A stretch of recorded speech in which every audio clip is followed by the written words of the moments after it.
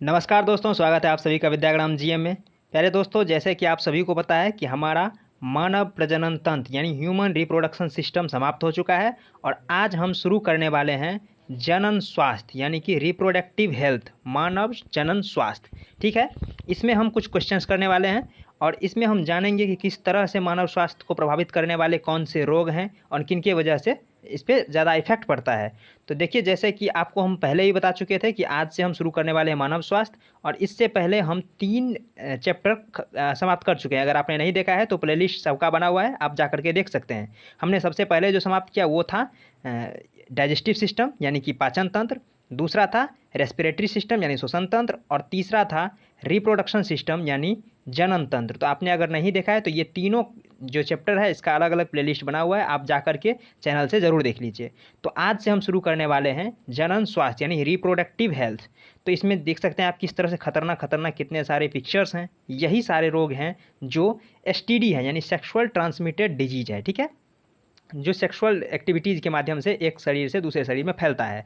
तो आज हम इन्हीं सब के बारे में जानने वाले हैं। हालांकि अलग अलग चैप्टर के बारे में हम जो अलग अलग टॉपिक है उन सब के लिए डिटेल्स हम आपके लिए वीडियो लेकर के आने वाले हैं। जैसे एड्स के लिए अलग लेके आएंगे, गोनोरिया के लिए, सिफिलिस के लिए, इन सब के लिए हम अलग अलग एक वीडियो आपके लिए लेकर के आएंगे। ठीक है, तो जल्द ही आएगा आपको वो वीडियो, आप ज़रूर देख लीजिएगा।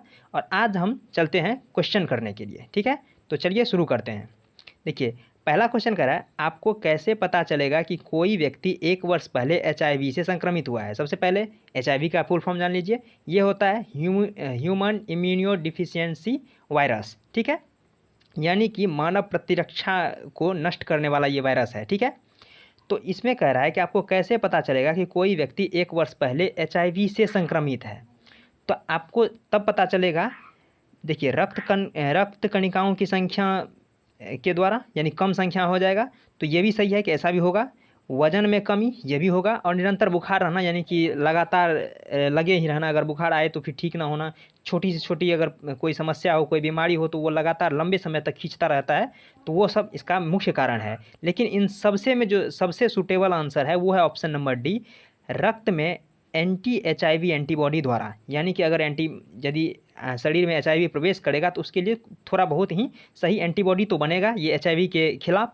तो उससे पता करते हैं कि किसी व्यक्ति को एचआईवी है यानी कि एड्स है। ठीक है, तो ये एचआईवी जो है ये एक वायरस है जिसके द्वारा एड्स होता है। ठीक है, तो इसका सही आंसर जो है हो जाएगा रक्त में एंटीजन यानी एचआईवी एंटीबॉडी के इसमें रहना, उपस्थिति ये दर्शाएगा कि ये एचआईवी से पीड़ित है। ठीक है, तो इसका सही आंसर ऑप्शन नंबर डी हो जाएगा। चलिए नेक्स्ट क्वेश्चन देखते हैं। ये क्वेश्चन कह रहा है, निम्न में से कौन सा वृद्धि के लिए आवश्यक प्रोटीन प्रदान करता है। ये आपके एक तरह से कह सकते हैं पोषण चैप्टर से आ गया। देखिए, इनमें कह रहा है कौन सा वृद्धि के लिए आवश्यक है। तो देखिए, वृद्धि के लिए आवश्यक है प्रोटीन, और प्रोटीन के लिए जो सबसे प्रचुर मात्रा में प्रोटीन पाया जाता है वो पाया जाता है दाल में। तो इसका सही आंसर ऑप्शन नंबर ए, दाल हो जाएगा। हालांकि सेब, पत्तेदार सब्जियां, खाद्यान्न, इन सब में भी प्रोटीन पाया जाता है, लेकिन जो सबसे अधिक मात्रा में पाया जाता है वो दाल में पाया जाता है। चाहे दाल किसी भी चीज़ का हो, चाहे वो चना का हो, मटर का हो, मसूर का हो, मूंग का हो, उड़द, सोयाबीन, राजमा, इन सारे दाल जितने भी आप दाल के नाम सुने होंगे उन सब में भरपूर मात्रा में प्रोटीन पाया जाता है। तो आप सभी प्रोटीन का भरपूर अगर सेवन करना चाहते हैं तो दाल खाइए। अगर आप मीट मछली नहीं खाते हैं तो आप दाल खा सकते हैं। अगर आप मीट मछली खा सकते हैं तो इसमें अंडा, दूध, पनीर, मीट भी, मटन, चिकन, ये सब भी आप खा सकते हैं। इसलिए प्रोटीन का जो सबसे अच्छा स्रोत माना जाता है वो दाल ही माना जाता है। तो इसका सही आंसर ऑप्शन नंबर ए हो जाएगा। ठीक है, चलिए नेक्स्ट ये क्वेश्चन कर रहा है, इनमें से कौन सा यौन संचारित रोग विषाणु जनित है। यौन संचारित भी है और विषाणु से भी होता है। तो इसका जो है वो मस्सा हो जाएगा। मस्सा यौन संचारित तो है ही, साथ ही साथ ये विषाणु से होता है। जैसे विषाणु से होने वाले 2-4 और देख लीजिए, जैसे विषाणु से मस्सा होता है, विषाणु से वाट्स रोग होता है, एड्स होता है, ये सभी विषाणु से होता है। और जीवाणु से क्या होता है, जीवाणु यानी बैक्टीरिया, जैसे प्लेग, डिप्थीरिया, टिटनस, ये सब जो है ये जीवाणु से होता है। तो आपको ध्यान रखना है कि मस्सा जो है वो विषाणु जनित है और यौन संचारित है। यौन संचारित से मतलब सेक्सुअल एक्टिविटीज़ के द्वारा एक शरीर से दूसरे शरीर में फैलना। ठीक है, ये जो सिफिलिस है ये भी यौन संचारित रोग है, सुजाक भी यौन संचारित रोग है, लेकिन ये सभी विषाणु से नहीं होता है। विषाणु से सिर्फ और सिर्फ ये मस्सा होता है, एड्स होता है, वाट्स होता है, ये सब कुछ रोग हैं जो कि विषाणु से फैलता है। तो यहाँ पे यौन संचारित भी होना चाहिए और विषाणु जनित भी होना चाहिए। तो ये मस्सा हो जाएगा। ठीक है, चलिए नेक्स्ट ये क्वेश्चन कह रहा है, कि वाट्स डैश के कारण होता है, जैसे कि आपको अभी ही बताया मैंने कि वाट्स जो है ये विषाणु के कारण होता है। तो आपको इजीली ये समझ में आ जाएगा। ये क्वेश्चन सारा क्वेश्चन पूछा गया है, आप इसे ढंग से याद करिए, ठीक है। ये वाट्स जो है ये विषाणु के कारण होता है। चलिए नेक्स्ट क्वेश्चन है, एड्स रोग डैश के कारण होता है। तो देखिए एड्स भी विषाणु से ही होता है, जैसे कि आपको पहले ही बताया एड्स, मस्सा, वाट्स, ये सब 3-4 ऐसे रोग हैं जो कि विषाणु के कारण होता है। और जीवाणु से होने वाले रोग कौन कौन से हैं? जीवाणु से जैसे कि प्लेग, डिप्टीरिया, टिटनस, काली खांसी, ये सभी जीवाणु से होने वाले रोग हैं। साथ ही साथ कवक से भी होते हैं, जैसे कि रिंगवॉर्म, दाद, खाज, खुजली।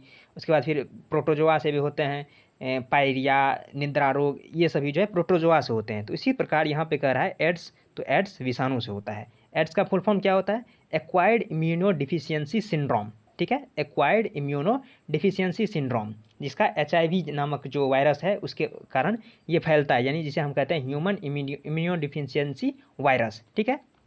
तो एड्स देखिए ये मुख्य रूप से किस तरह से प्रभावित करता है, तो जिस तरह से मान लीजिए ये हमारा भारत देश है, ठीक है, ये हमारा भारत देश है और इस देश के चारों ओर सुरक्षा करने के लिए जो हमारे थल सेना, जल सेना और वायु सेना लगे हुए हैं, अगर मान लीजिए कुछ दिन के लिए इन सभी को जो है मान लीजिए कहीं से कहीं ट्रांसफ़र कर दें, यानी भारत से ट्रांसफ़र कर दें कहीं और, ठीक है, भारत में मान लीजिए एक भी सुरक्षाकर्मी ना हो, तो भारत कब तक सुरक्षित रहेगा?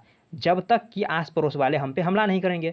और जब हमला किया तो हमारे पास कोई भी सुरक्षा नहीं होगा और वो आसानी से हमला कर सकता है। तो उसी तरह से ये जो एड्स है ये होता है तो शरीर के जितने भी प्रतिरक्षा प्रणाली है उन सबको सबसे पहले ख़त्म कर देता है। और जैसे ही प्रतिरक्षा प्रणाली ख़त्म होगा उसके बाद अगर साधारण बुखार भी लगेगा तो वो भी लंबा खींच जाएगा, 2 महीना, 3 महीना, 4 महीना तक। थोड़ी सी अगर कहीं कट लग जाए तो वो भी विस्तार रूप ले लेगा, यानी कि कोई भी बीमारी, छोटा से छोटा बीमारी भी वो शरीर के लिए जानलेवा हो सकता है। तो एड्स का काम है प्रतिरक्षा तंत्र को बर्बाद करना, ठीक है, इसलिए इसे खतरनाक माना जाता है, जानलेवा माना जाता है, ठीक है। तो इसका सही आंसर विषाणु हो जाएगा। चलिए तो आज के लिए इतना ही, मिलते हैं नेक्स्ट वीडियो में और जल्द ही हम आप लोगों के लिए अलग अलग जो बीमारी है उन सब के लिए अलग अलग वीडियो आपके सामने हम ज़रूर लाएंगे। तो आप देखते रहिए, मिलते हैं नेक्स्ट वीडियो में, तब तक के लिए धन्यवाद।